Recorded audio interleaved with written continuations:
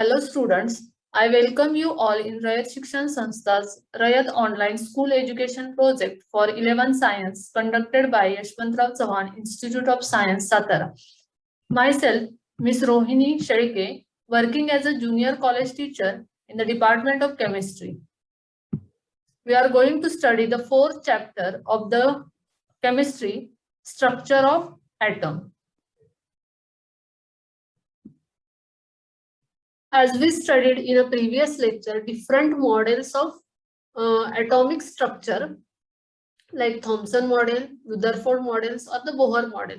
So with the limitations of Bohr model, there are some attempts were made to develop the more suitable and the general model for the atoms. Now, two important developments which contributed significantly in the formulation of such a model were first one important development होती, this is de Broglie's proposal of dual behavior of matter.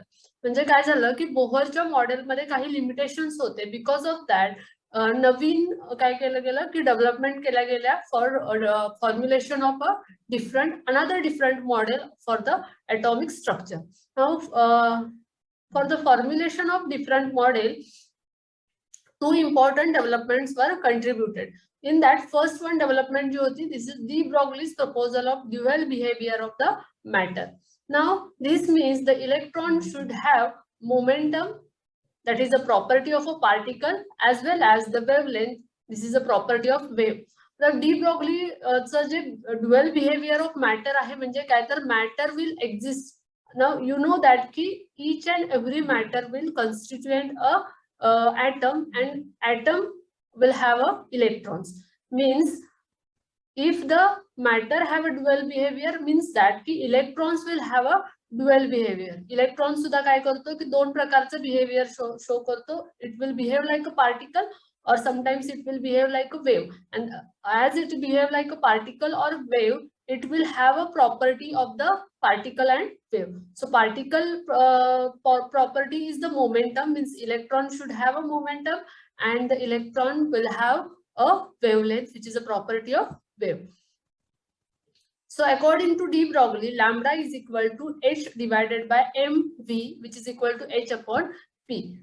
So in this formula, you can see that lambda means the wavelength, h is the Planck's constant, m is the mass of electron, v is the velocity of electron, or you can say m into v is the momentum, or that will be denoted with the small p. So this formula you can write it down as a lambda is equal to h upon p, h is the Planck's constant and p is the momentum. So wavelength and momentum is what it is correlated. Now, second one development which is contributed in the formulation of model, which is the Heisenberg uncertainty principle. Now, according to that principle, it is impossible to determine simultaneously the exact position and the exact momentum of an electron. Means हायझेनबर्गच्या principle नुसार काय आहे की आपण इलेक्ट्रॉनची exact position किंवा exact momentum simultaneously किंवा at a time आपण सांगू शकत नाही. सायमल्टेनियसली आपण त्याची पोझिशन आणि मोमेंटम या दोन्हीही टर्म्स फाइंड आउट करू शकत नाही. So it is impossible to determine simultaneously the exact position and the exact momentum of an electron. Now whatever we have stated here, that will be mathematically related that delta x into delta px is greater than or equal to the h upon 4 pi. In that, delta x is the uncertainty in the position and delta px is the uncertainty in momentum. Now there are some significance of the uncertainty principle. जे आता आपण uncertainty principle बघितले त्याचे काही significance आहेत. In that, first one is that it rules out the existence of definite paths or the trajectories of the electrons and other similar particles. म्हणजे बोहरच्या मॉडेलमध्ये बोहरनं काय सांगितलं होतं की electrons will revolve around the nucleus in the particular path. According to Bohr त्याने काय सांगितलं होतं की इलेक्ट्रॉन हा न्यूक्लियस भोवती एका पर्टिक्युलर ऑर्बिट मध्ये फिरतो. म्हणजे काय तर इनडायरेक्टली त्याचं सांगितलं होतं की इलेक्ट्रॉन्सची आपण पोझिशन फाइंड आउट करू शकत होतो, परंतु अनसर्टन्टी प्रिन्सिपल ते पूर्णपणे काय करत होतं, रूल आउट करत होतं. It rules out the existence of definite paths और the trajectories of the electrons or the other similar particle. Electron सारखे जे उरलेले पार्टिकल असतील त्यांचे सुद्धा आपण डेफिनेट पाथ काय करू शकत नाही तर फाइंड आउट करू शकत नाही. The second one significance is the effect of Heisenberg uncertainty principle is significant only for the motion of microscopic objects and it is negligible for that microscopic object. Microscopic object साठी आपण significantly त्याची motion काय करू शकतो. The effect of Heisenberg uncertainty principle is significant only for the motion of microscopic particle, okay, but it is negligible for the macroscopic object. So in dealing with the milligram sized or the heavier object, the associated uncertainties are hardly of any real consequence. So it is therefore means that the precise statement of the position and the momentum of electrons have to be replaced by the statements of probability. म्हणजे आता exact आपण त्याची position किंवा exact momentum सांगू शकत नाही, तर मग हेच statement according to Heisenberg principle आपण काय म्हणू शकतो की जिथं आपण एक्झॅक्ट पोझिशन किंवा एक्झॅक्ट मोमेंटम नाही फाइंड आउट करू शकत आहे, तर मग हेच आपण रिप्लेस करू शकतो with the statement of probability. म्हणजे आपण प्रोबॅबिलिटीच्या टर्म मध्ये सांगू शकतो की whether in this position the electrons will find or not. Okay, so the exact किंवा according to Heisenberg principle किंवा या प्रिन्सिपलचं जे स्टेटमेंट होतं, that statement of the position and momentum of the electrons have been replaced by the statement of probability that the electron has at a given position and the momentum. Now this is what happens in the quantum mechanical model. आणि हेच मग काय होतं की जे uncertainty principal आहे ज्याच्या statement मुळे आपण काय करू शकतो, इलेक्ट्रॉन फाइंड होण्याची म्हणजे एका पर्टिक्युलर ऑर्बिट मध्ये इलेक्ट्रॉन फाइंड होण्याची प्रोबॅबिलिटी आपण सांगू शकतो. ही जी प्रोबॅबिलिटी आहे तीच काय केली गेली पुढे क्वांटम मेकॅनिकल मॉडेल मध्ये एक्सप्लेन केली गेली. आणि हाच काय होता की पुढचं जे मॉडेल आहे that is quantum mechanical model, याचा जो बेस आहे that base will be de Broglie's dual behaviour of the matter and the Heisenberg uncertainty principle. The next one model होता that is quantum mechanical model of the atom. Now quantum mechanics was developed in 1926 by Werner Heisenberg and the Erwin Schrödinger based on the uncertainty principle and the wave motion respectively. Okay, जे आता आपण बघितलं की quantum mechanical model of atom develop होण्यासाठी ज्या main दोन contributions होत्या that is Heisenberg uncertainty principle आणि dual behaviour of the matter. या दोन गोष्टींचाच बेस घेऊन पुढे हे मॉडेल डेव्हलप केलं गेलं होतं. आणि द सायंटिस्ट वर्नर हायझेनबर्ग आणि एर्विन स्क्रॉडिंजर या दोघांनी हे मॉडेल डेव्हलप केलं होतं. सो इन दॅट की स्क्रॉडिंजरनं जे इक्वेशन मांडलं त्या इक्वेशनला मग त्याच्याच नावाने काय केलं गेलं, पुढे ओळखलं गेलं की Schrodinger equation. And that equation is the H cap into psi is equal to E into psi. हे जे चिन्ह आहे त्याला आपण we are designated with the letter and we call it as a psi. So h cap into psi is equal to E into psi. This is the Schrödinger equation. In that the h cap आहे which is the Hamiltonian and psi is the wave function. या terms आहेत याच्यामधल्या या equation मधल्या and E is the total energy of the system. Now the solution of the Schrödinger wave equation lead to the 3 quantum number. आता हे जे equation होतं हे equation solve केल्यानंतर जसं की जनरल एखादं आपण कुठलंही इक्वेशन घेतलं, for example suppose we have taken की x plus y is equal to 1 असं एक इक्वेशन आहे. याच्यामध्ये जर आपल्याला x ची व्हॅल्यू माहित असेल तर आपण y ची व्हॅल्यू फाइंड आउट करू शकतो. सेम इन दिस वे की समजा हे इक्वेशन आपण सॉल्व्ह केलं तर या इक्वेशनचे जे सोल्युशन असेल that will be a 3 quantum number. म्हणजे या इक्वेशनचं सोल्युशन जे आपल्याला मिळणार आहे त्या सोल्युशनलाच काय म्हटलं गेलं तर 3 quantum number. Which are that 3 quantum number? तर फर्स्ट वन होता principal quantum number, second one is the azimuthal quantum number and third one is the magnetic quantum number. Okay, so these are the 3 quantum number which are the solutions of Schrodinger equation. Schrodinger इक्वेशनचे solution म्हणजेच हे quantum number होते, principal quantum number, azimuthal quantum number आणि magnetic quantum number. Now another one quantum number is there. For that we'll see some explanation about the Schrödinger equation. Now, Schrodinger equation predicted the features of hydrogen atom emission spectra and not the multi-electron atomic emission spectra. म्हणजे स्क्रॉडिंजर equation हे काय करत होतं, तर hydrogen ॲटमचा जो emission spectra आहे, आता you know that की hydrogen will containing the only single electron, ज्याच्यामध्ये फक्त एकच इलेक्ट्रॉन असतो, बरोबर. परंतु मग एक इलेक्ट्रॉन असणाऱ्या ॲटमचं जे फीचर आहे that will be explain by the Schrodinger equation, or it will give the some features of the hydrogen atom emission spectra, but it does not give the features for the multi-electron atomic emission spectra. म्हणजे ज्याच्यामध्ये एकापेक्षा जास्त electron आहेत अशा ॲटमच्या atomic emission spectra will not given by the Schrodinger equation. So the George Uhlenbeck and the Samuel Goldsmith in 1925 proposed the presence of fourth quantum number called as a electron spin quantum number. म्हणजे Schrodinger ना according to his equation given the 3 quantum number, आणि चौथा जो quantum number होता तो George Uhlenbeck and the Samuel Goldsmith या सायंटिस्टनी काय केला, डिस्कवर केला, जो होता इलेक्ट्रॉन स्पिन क्वांटम नंबर, जो स्मॉल एस यानं डिनोट केला जायचा. नाव आपण जे स्क्रॉडिंजर इक्वेशन बघितलं त्याच्यामधला जो साय हे जे लेटर आहे, so wave function which is called as a wave function, but it does not have any physical meaning, त्याला असं कोणतंही असं फिजिकल मिनिंग नाहीये.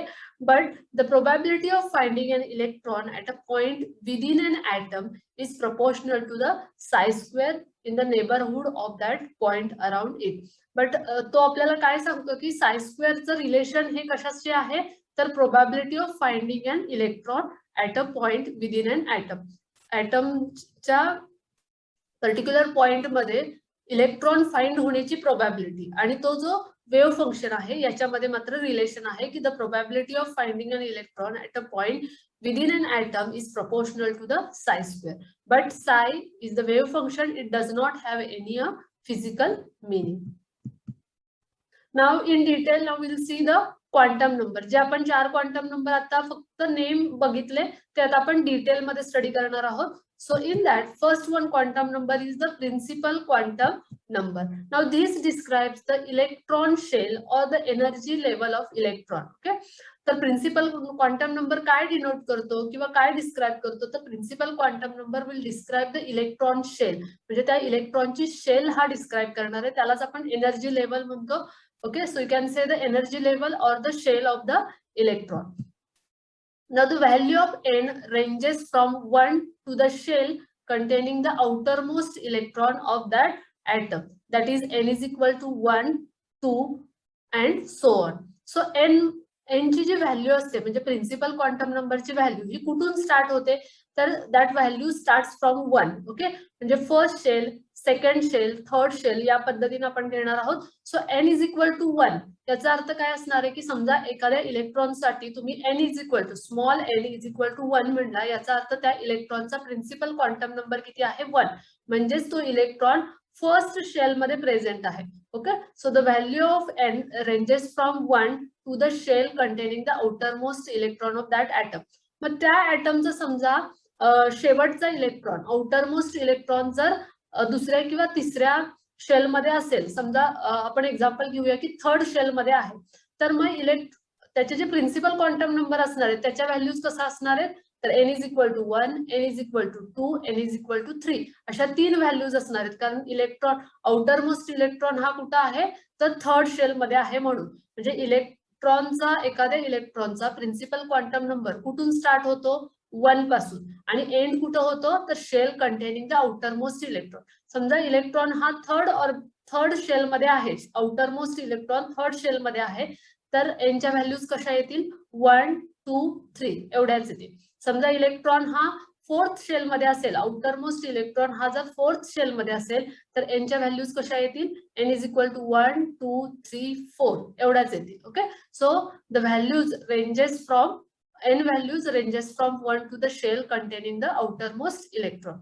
Now shell are represented by, मग या ज्या शेल असतात त्या आपण रिप्रेझेंट करतो by the symbol K, L, M, N and so on. पुढे तुम्ही घेऊ शकता त्याच पद्धतीने. So we'll start it from the K. So K, L, M, N and so on. Now second one जो quantum number आहे that is azimuthal quantum number. also known as, त्यालाच काय म्हटलं जातं तर angular quantum number or the orbital quantum number. Now this describes the subshell and gives the magnitude of the orbital angular momentum. आता बघा जसं की प्रिन्सिपल क्वांटम नंबर आपण बघितलं की principal quantum number will describe the shell of the electron, इलेक्ट्रॉनची shell describe करतो, तर azimuthal quantum number will describe the subshell of the electron, त्या इलेक्ट्रॉनची सबशेल आता तो काय करणार आहे तर डिस्क्राइब करणार आहे, और also it gives the magnitude of the orbital angular momentum. Now the value of L ranges from 0 to n-1. आता L च्या व्हॅल्यूज मग कशा घेतल्या जातात तर L values ranges from 0 to n-1. म्हणजे प्रिन्सिपल क्वांटम नंबरच्या व्हॅल्यूज वरून तुम्ही अझिमुथल क्वांटम नंबर व्हॅल्यूज काय करता डिस्क्राइब करता. मग फर्स्ट आपण घेऊया की समजा n इज इक्वल टू 1 आहे, बघा n इज इक्वल टू 1 असेल म्हणजे principal quantum number n is equal to 1 असेल तर त्याची L व्हॅल्यू किती येणार आहे तर L व्हॅल्यूज स्टार्ट कुठून होतात 0 पासून आणि एंड होतात n-1 ला. मग 0 फर्स्ट व्हॅल्यू तर येणारच आहे, त्याचबरोबर सेकंड व्हॅल्यू काय येईल तर n-1. मग n व्हॅल्यू किती आहे 1, मग 1 - 1 म्हणजे 0च येणार, म्हणजे फक्त L व्हॅल्यू एकच येईल 0. Okay, when n is equal to 1 L is equal to काय असेल 0. समजा आता n इज इक्वल टू 2 घेतला आपण, n इज इक्वल टू 2 घेतलं, small n principal quantum number जर आपण 2 घेतला तर L व्हॅल्यूज काय येतील, फर्स्ट व्हॅल्यू येणार आहे 0 बरोबर, सेकंड व्हॅल्यू कशी येईल रेंजेस म्हणतोय आपण की 0 पासून n-1 पर्यंत. मग n-1 ची व्हॅल्यू कशी येईल, n आपण 2 घेतलाय तर n 2 घेतला तर 2 - 1 म्हणजे 1 येईल, म्हणजे 0 to 1 म्हणजे 0 आणि 1 दोनच व्हॅल्यू येते. हे जर आपण n इज इक्वल टू 3 घेतलं, बघा n इज इक्वल टू 3 घेतलं तर काय होईल, 3 घेतलं तर 3 - 1 म्हणजे 2, म्हणजे व्हॅल्यूज कुठून स्टार्ट होतील 0 आणि एंड कुठे होतील 2 ला, म्हणजे 0 to 2 म्हणजे 0, 1 आणि 2. 0 to 2 म्हणतोय याचा अर्थ 0, 1, 2 अशा येणार आहेत. सो अझिमुथल क्वांटम व्हॅल्यू ज्या आहेत it will ranges from 0 to n-1. Now the number of subshell in the shell is equal to n. आता जेवढी n व्हॅल्यू असते तेवढ्या त्याच्यामध्ये काय असणार आहेत नंबर ऑफ सबशेल, म्हणजे n व्हॅल्यूज वरून तुम्ही काय करू शकता सबशेल सांगू शकता, नंबर ऑफ सबशेल त्या atoms मध्ये किती आहेत. So the number of subshell in a shell is equal to the n. Now the subshell have a L values 0, 1, 2, 3 which are represented by the symbol S, P, D, F respectively. म्हणजे subshell value आपण कशावरून काढतो म्हणजे L values म्हणजे subshell value. मग एकदा जर तुम्हाला सबशेल व्हॅल्यू माहित झाली तर ती कोणती सबशेल आहे हे आपण काय करतो तर डेझिग्नेट करतो. कशा पद्धतीनं की जर समजा L ची व्हॅल्यू 0 असेल तर सबशेल कोणती असणार आहे S, म्हणजे for 0 symbol will be small s. If L is equal to 1 असेल तर सिम्बॉल काय असेल स्मॉल p, म्हणजे सबशेल कोणती असेल p. If L is equal to 2 subshell will be small d. If L is equal to 3 subshell will be f. म्हणजे 0, 1, 2, 3 या subshell number साठी सिम्बॉल्स कसे असणार आहेत S, P, D, F respectively. Okay, so this is all about the azimuthal quantum number. Now third one magnetic quantum number is the magnetic quantum number which is denoted with the letter ML.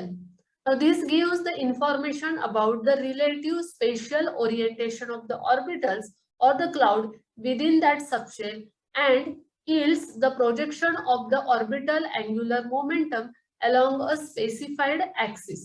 So magnetic quantum number, what it gives, that it will gives the relative spatial orientation of the orbitals within that subshell. म्हणजे त्या subshell मध्ये आता orbitals असणार आहेत आणि त्या ऑर्बिटलचं special orientation जे आहे that will be given by the magnetic quantum number. Now for any subshell L, 2L plus 1 values of ML are possible. म्हणजे जर आपल्याला L व्हॅल्यूज माहित असतील फॉर एनी सबशेल L, कोणत्याही एखाद्या सबशेल साठी आपण काय करू शकतो तर 2L plus 1 ही व्हॅल्यू फाइंड आउट करू शकतो आणि 2L plus 1 value of ML are possible, त्याच्यात एवढ्या व्हॅल्यूज त्या पॉसिबल असतात.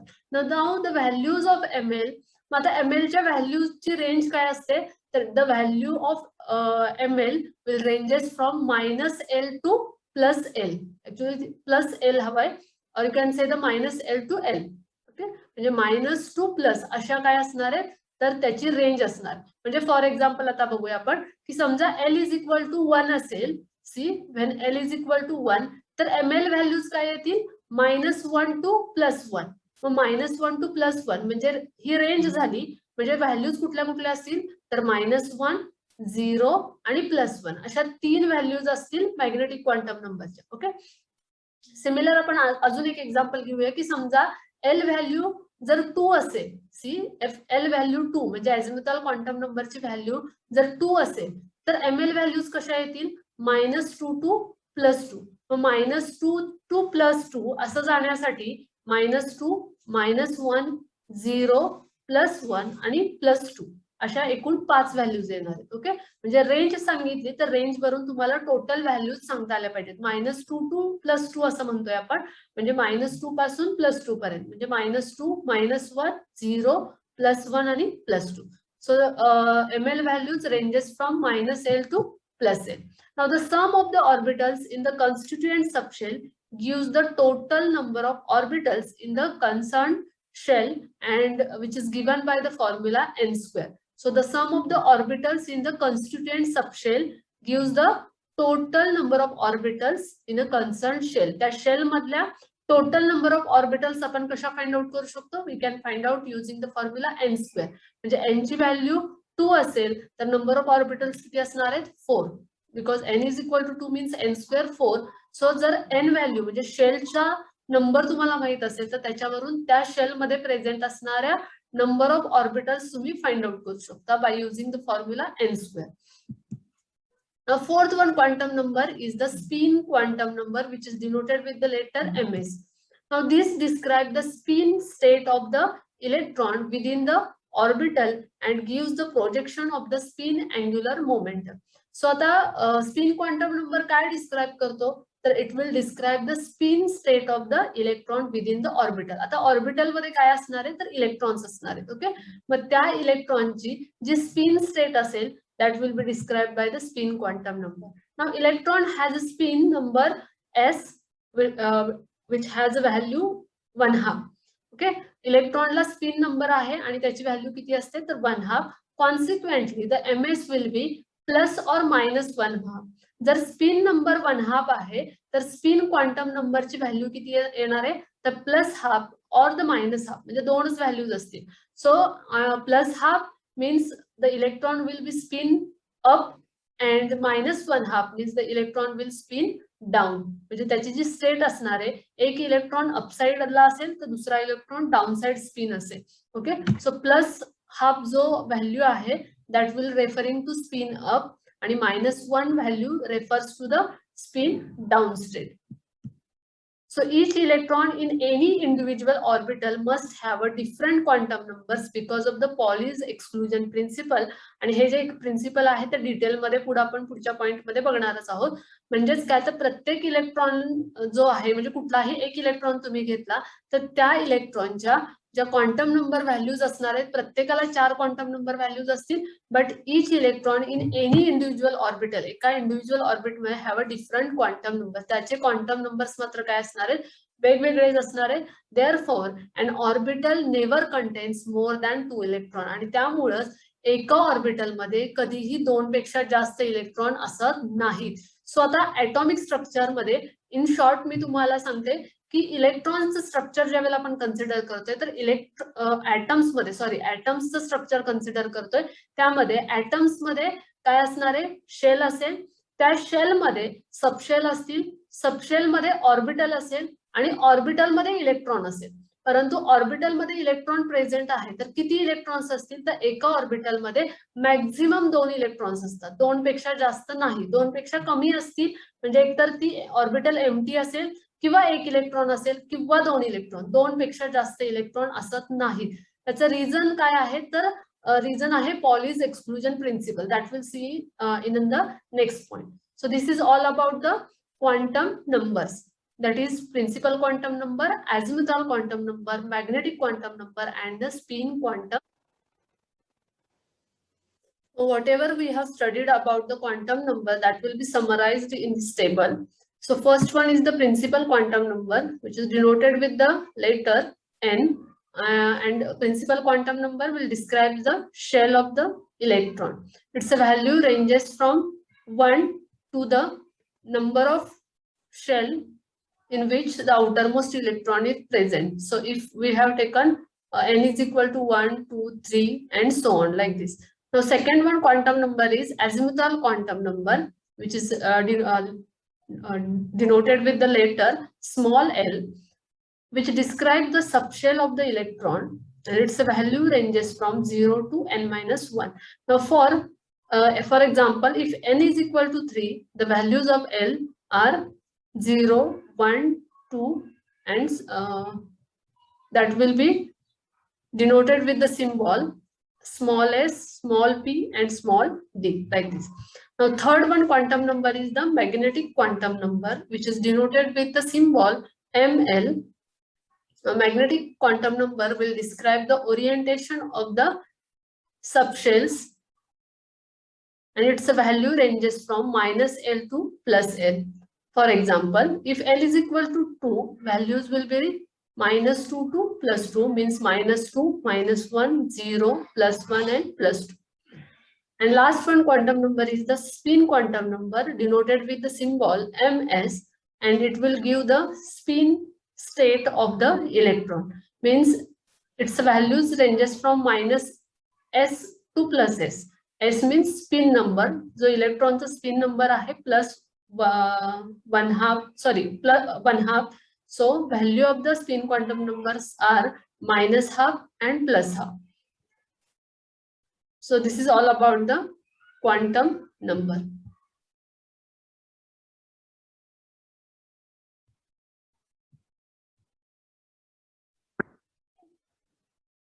Now the next point is the shape of the orbitals. The first orbital is the s orbital. The s orbital are spherical in shape. Their size increases with the increase of n. N means principal quantum number. Principal quantum number ची value जशी increase होईल तशी s orbital ची size वाढणार आहे. Here you can see here. इथं picture मध्ये तुम्हाला दिसतंय की 1s ऑर्बिटल ची डायग्राम आहे आणि 2s ऑर्बिटल ची डायग्राम दिलेली आहे. तर 1s पेक्षा 2s ऑर्बिटल थोडी मोठी आहे, कारण 1s ऑर्बिटल म्हणजेच n व्हॅल्यू जी असणार आहे principal quantum number that will be 1, आणि 2s ऑर्बिटल म्हणजे n व्हॅल्यू काय असणार आहे 2. Means as n value increases, the size of the s orbital will be increases. It means that the electron is located farther away from the nucleus as the principal quantum number n increases. Okay, so this is s orbital. Now the next one is the p orbital.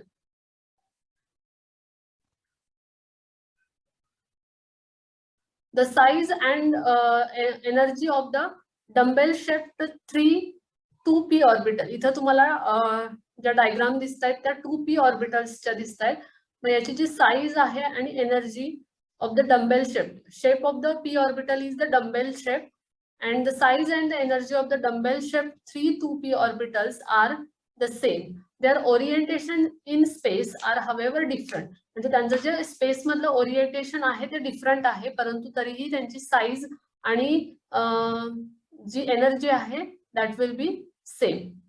The lobes of the 2p orbitals are along the x, y and z axis. Accordingly, the corresponding orbitals are designated as 2px, 2py and 2pz. The size and the energy of the orbitals in the p subshell increases with the increase of the principal quantum number. म्हणजे याच्यासाठी सुद्धा same असणार आहे like S orbital, की P orbital मध्ये सुद्धा जसा principal quantum number increase होत जाईल तसा काय होणार आहे तर पी ऑर्बिटलचा साईज इन्क्रीज होणार आहे. म्हणजे 2p ऑर्बिटल पेक्षा 3p ऑर्बिटल ही मोठी असणार आहे. Okay, so when we consider the 3 orbitals in the p subshell, तर पी सबशेल मधल्या या 3 ऑर्बिटल असतील 2px, 2py, 2pz, and that will be a corresponding along with the corresponding axis. Now third one is the d orbital. There are 5 d orbitals associated with the d subshell designated as dxy, dxz, dyz, dx square minus y square, and last one is the dz square. Now the shape of the 5 3D orbitals are shown in the diagram, and in spite of the difference in their shapes, the 5D orbitals are equivalent in their energy. म्हणजे दिसताना तुम्हाला जरी 5 d orbital वेगवेगळ्या दिसत असतील तरी सुद्धा त्यांची एनर्जी मात्र कशी असते, सेम असते. If we compare the 3D orbital, 4D orbital, the shapes of the 4D, 5D, 6D orbitals are similar to those of the 3D orbital. म्हणजे जो शेप आहे तो सेम असतोय, परंतु काय होतं की साईज मात्र काय होते, इन्क्रीज होत जाते as the n value increases. So similar to those of the 3D orbital, but their respective sizes and the energies are much larger